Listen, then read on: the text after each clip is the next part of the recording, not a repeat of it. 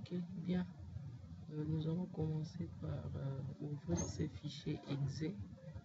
Donc, à l'instant où on l'ouvre, la machine devient serveur. Voilà, donc déjà à cet instant ici, ma machine devient serveur et son adresse IP dans les réseaux est celui-ci. Donc ça signifie qu'à partir de tout emplacement dans les réseaux, si nous composons cette adresse, ceci va nous conduire à cette machine qui est serveur.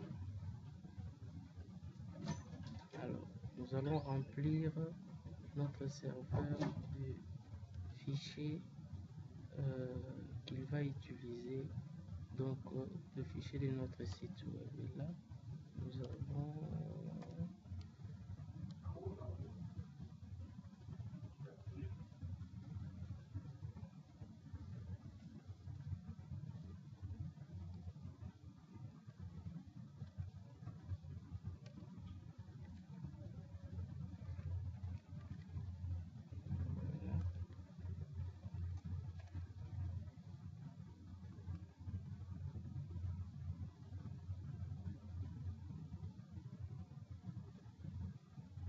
là, nous avons nos fichiers du site web et nous allons passer à une expérience.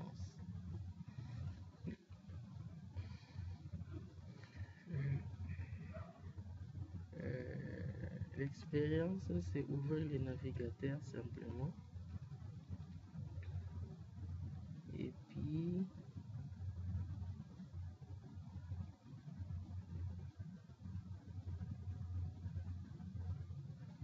Et puis voilà, donc composer cette adresse là. Voilà, c'est ça l'adresse de notre serveur et nous lançons. Voilà, on se lance.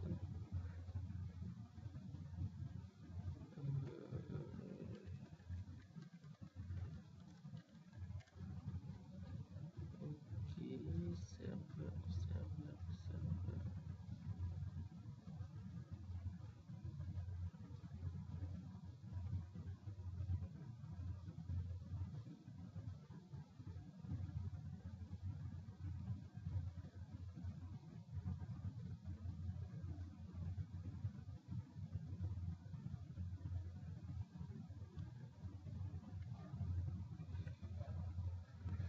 Putain.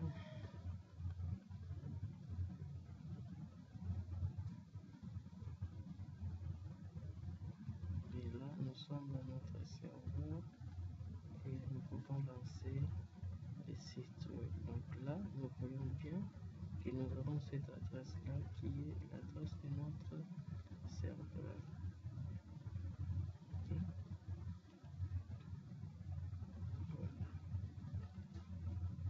Voilà, notre serveur est là avec cette adresse là. Et sur le navigateur, nous avons ceci. Donc là, nous pouvons paisiblement naviguer dans notre navigateur puisque nous pouvons paisiblement naviguer. Là, nous sommes 118 là, nous sommes là. Et là, nous pouvons même aller là. Nous entrons dans un autre site, question, et puis voilà. Donc là, nous sommes dans notre machine est devenue serveur web.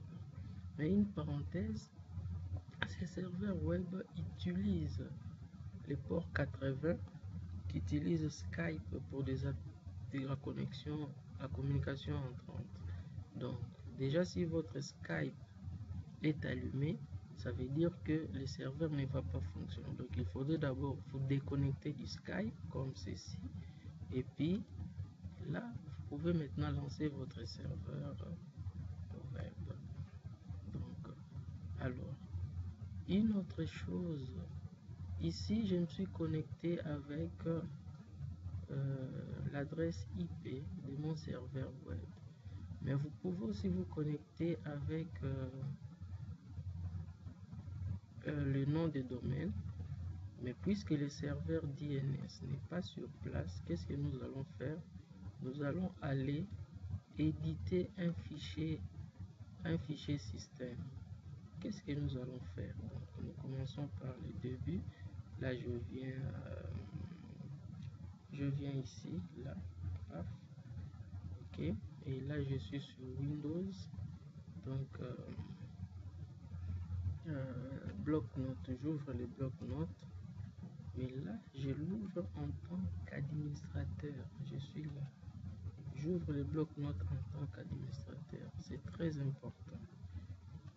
Pour éditer un fichier système, il faut être un administrateur. Et là, nous pouvons ouvrir les fichiers et nous allons là, dans Windows, dans Système 32, il est là.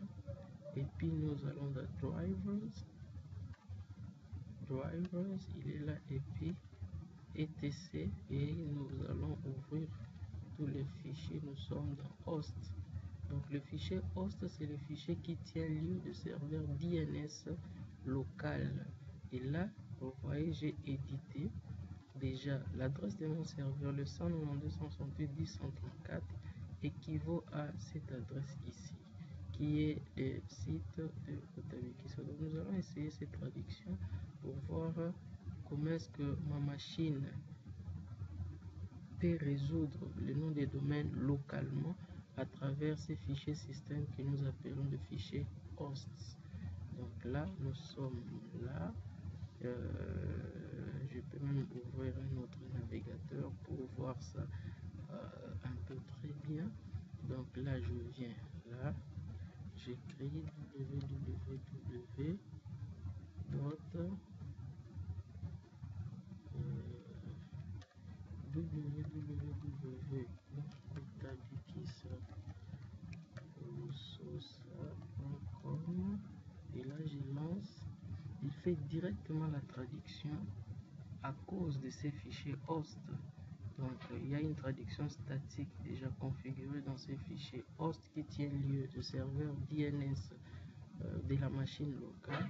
Et là, il traduit cette adresse déjà à l'adresse du serveur et nous pouvons voir que je suis dans le serveur. Voilà pour cette formation. Donc, comprenez que je suis au travail, hein, et j'ai un peu d'interaction par-ci par-là, donc c'est pourquoi je n'ai pas vraiment été